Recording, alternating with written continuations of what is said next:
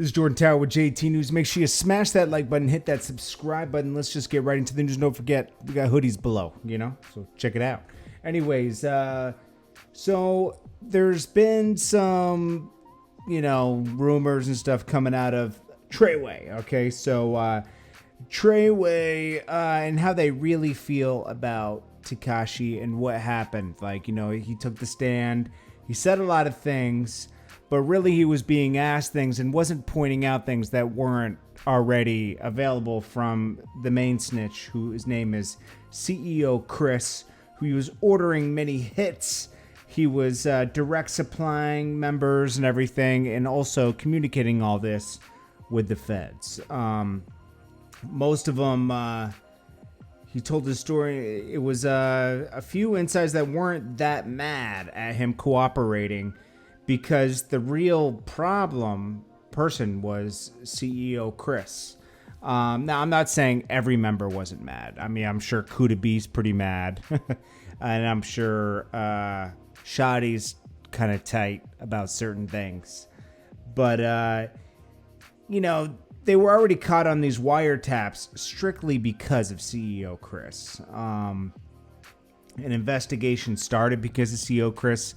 And they did involve a civilian, which is Tekashi. They tried to bring him into the business and tried to make money off of him as a rapper. Now, it wasn't done exactly professionally and everything.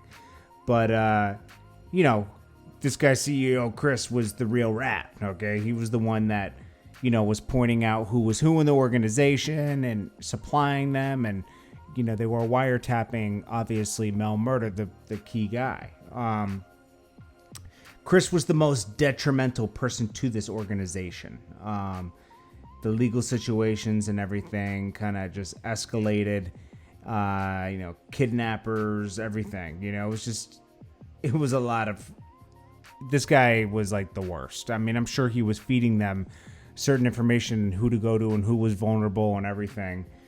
And he's the real disgusting person. Now, a lot of people didn't like, he did throw Harv and Nuke under the bus, but they did kidnap him. I mean, I don't know. The whole thing is just nasty.